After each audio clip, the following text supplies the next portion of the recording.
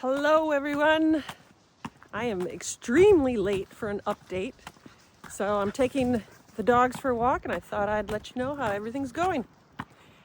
For everyone who is new here, my name is Laura. I was diagnosed with triple negative breast cancer in October of 2025. And I started the Keynote 522 treatment on December 3rd of 2025. And as today's date is May 5th, 2026, and I had my last chemo treatment on April 29th. Chemo is done. Let me tell you, that is a wonderful, wonderful feeling. So the treatment on April 29th, that was my 8th overall treatment, and it was my 4th treatment of doxorubicin and cyclophosphamide. I was supposed to update everybody after my 3rd treatment, but I felt poorly, life got in the way, and the next thing I knew, the 3 weeks were up and I was going in for the 4th treatment. So I figured now I can update you on everything. So it's been, 29, 30, it's been like 6 days since that treatment, and I was feeling not so pleasant. The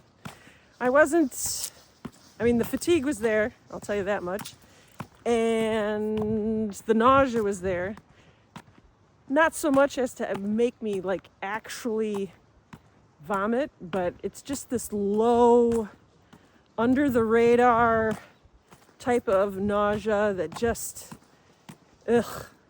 takes it out of you. You want to eat because you think eating is going to make you feel good. And so I would eat, although peckishly, but it still doesn't make you feel good. And I did take my meds, but it's still, you're blah, blah, blah, blah. But it is over. I am done. Yesterday, I started to feel like a human. Today, I feel even more like a human. So I'm getting out and about and taking my little mongrels for a walk. Wow, a branch just fell. So, what's next on the docket? Surgery, which is going to be a lumpectomy, is scheduled for June 4th at U of M. And going into that surgery, well, there's 2 possible surgical outcomes. And I won't know which one is going to happen until I wake up, because I'm going in for the lumpectomy. And while I'm out on the table, they're going to do a sentinel lymph node biopsy. And then they take those lymph nodes that they remove, and they're going to do it's kind of like a freeze slide or something like that, or a freeze section or something like that. But they basically are going to take very small slices, and they are going to have a pathologist look at them real quick to see if there are any live cancer cells. If there are no live cancer cells, that's the way my brain is thinking right now. There is not going to be any live cancer cells. It's going to be squashed, toast, done. We will have pummeled it into the ground. They will then just close me up. I'll wake up, they'll kick me out the door and say, "So long, sister." But if there's a slim possibility that I have live cancer cells, they will then do what's called an axillary lymph node dissection, which means they're just going to keep taking more lymph nodes and having them tested until they have reached lymph nodes that don't have any live cancer cells in them. And then from there, a microplastic surgeon will be waiting in the wings, and I've already talked with her, and then she will jump in and she will do a procedure called an LVA, a lympho something anastomosis, meaning she's going to take the lymph vessels that were connected to those lymph nodes that were removed, and she is going to sew them into nearby veins, thus helping to reduce drastically my chances of getting lymphedema. Whew, I'm on an incline right now, and this is a little much. Well, not too much, but makes talking a little difficult. So, and this LVA procedure is amazing because it's a microsurgery, and I was asking the doctor, she's like, how do you do that? And she said, well, we basically do it under a very high-powered microscope, and the sutures that they use are smaller in diameter than a human hair. It's just mind-boggling that that's even a possibility. But, like I said, the way I'm looking at it, I'm not even going to need that procedure. I am going into this surgery and I will have reached what's called PCR, pathologic complete response. And that means chemo did its job and destroyed and pulverized not only the tumor, but the active cancer cells in my lymph nodes. And from after surgery, about 2 weeks after that, I will be in contact with my radiology oncologist, and we are going to put a game plan together as far as the radiation that I will need on the breast where the original tumor was. I think in my last video I misspoke when I said radiation, if I did hit PCR, that radiation might not be necessary, or it was up to me if I wanted it. And I think I was a little confused too.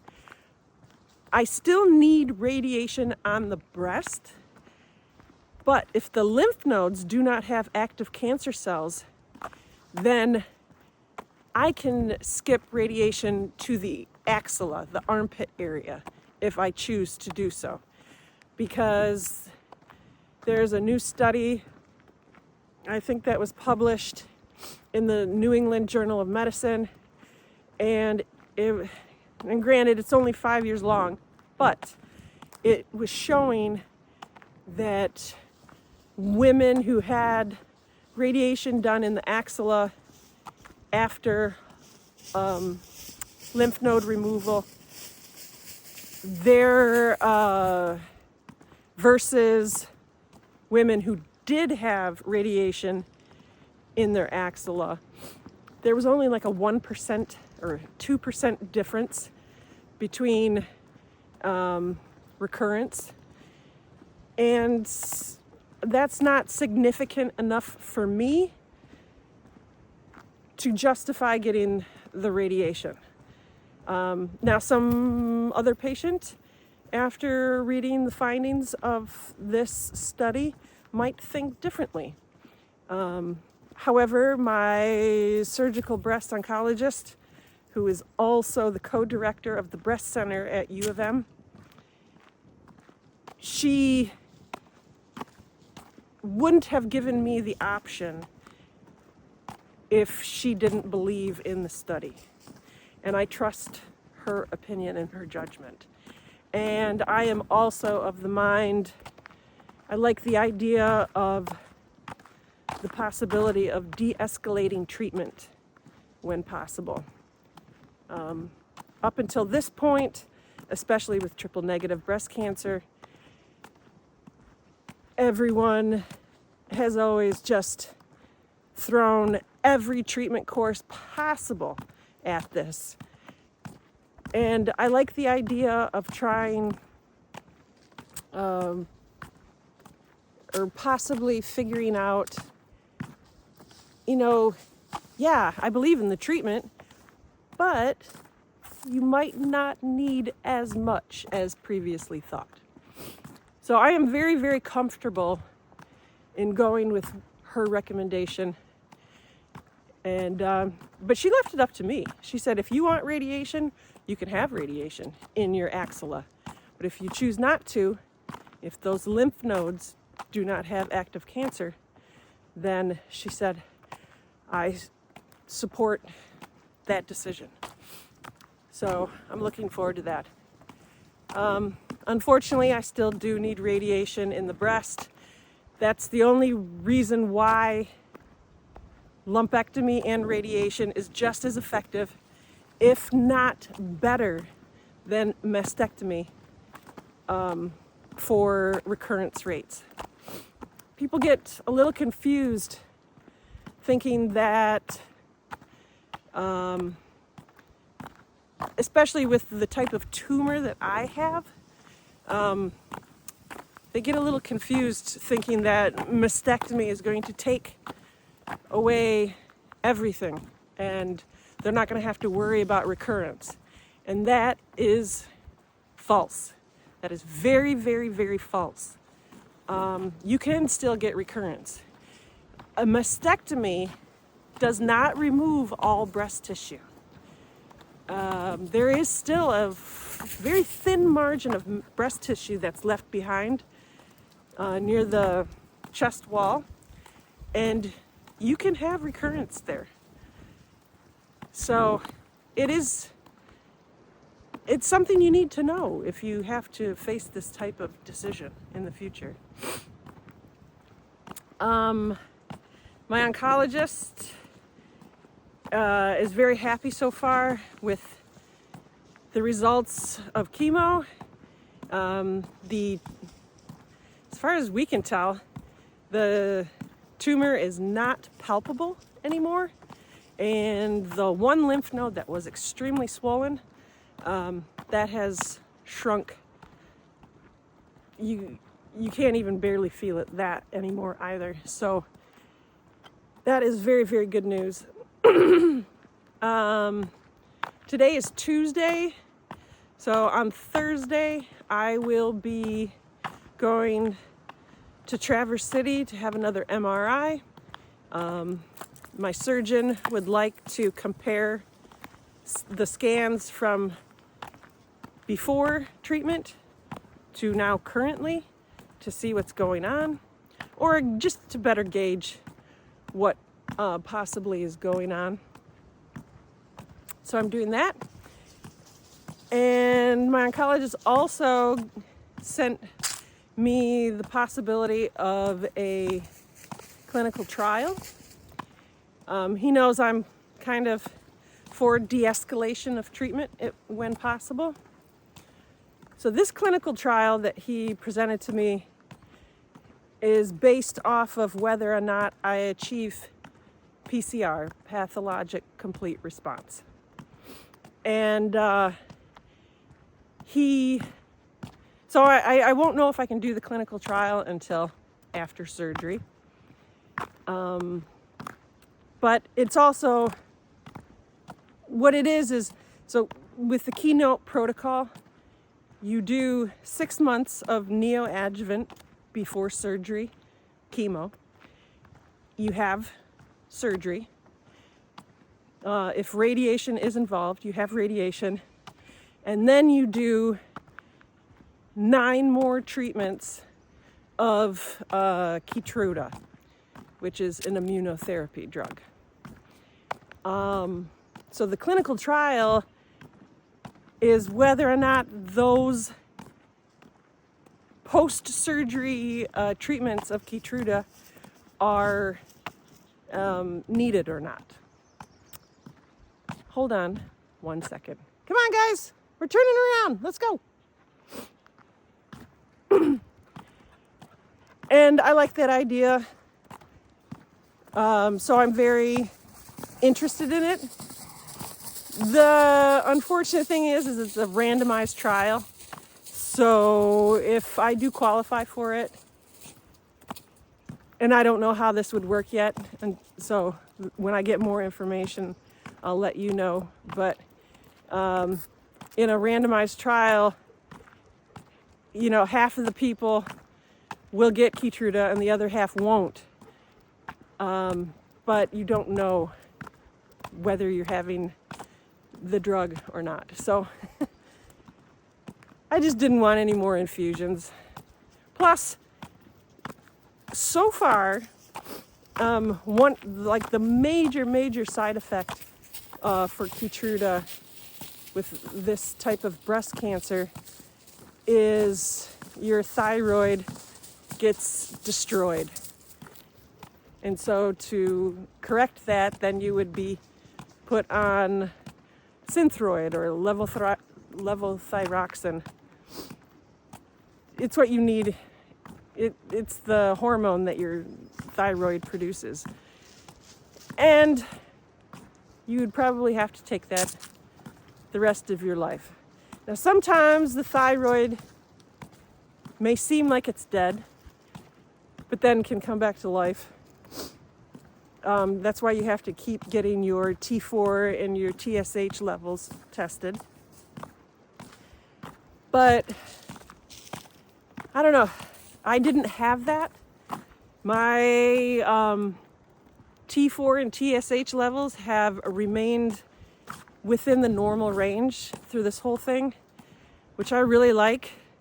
I don't want to have to take a pill every day, even though, you know, dealing with cancer or taking a pill, yeah, I'll take the pill, but I really don't want to. Keytruda can also affect your adrenal glands. And if it kills your adrenals, then you're on a corticosteroid, and I really don't want that. So far, that has not happened. So it's just some things I got to think about going forward in the future. Like as long as I'm okay, I'm all right taking the Keytruda, you know, post radiation and all that jazz. But if some really bad things start happening, I mean, they can't force me to continue. So I don't know, I may stop. But just some things I've been thinking about this whole time, and I guess I'll make those decisions when I cross that bridge when I get there, so to speak. So yeah, that's all I got right now. I make myself get outside every day, keep moving, keep drinking water,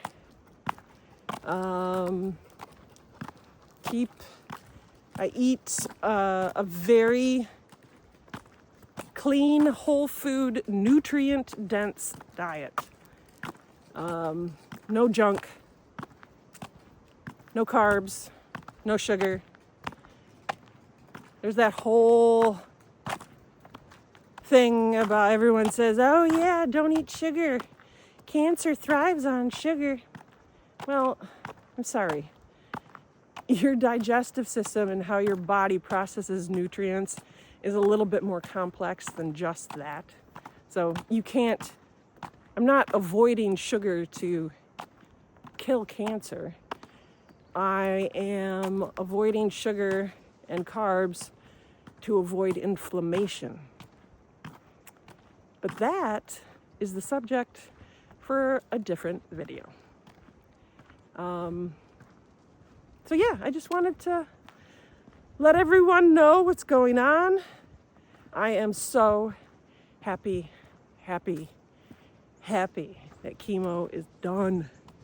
It's over. It wasn't horrible, but it's definitely something I don't want to repeat that again. Hopefully ever. So on that note, I will let you go. Thank you for hearing my rambling, and have a good one. Happy spring. Bye.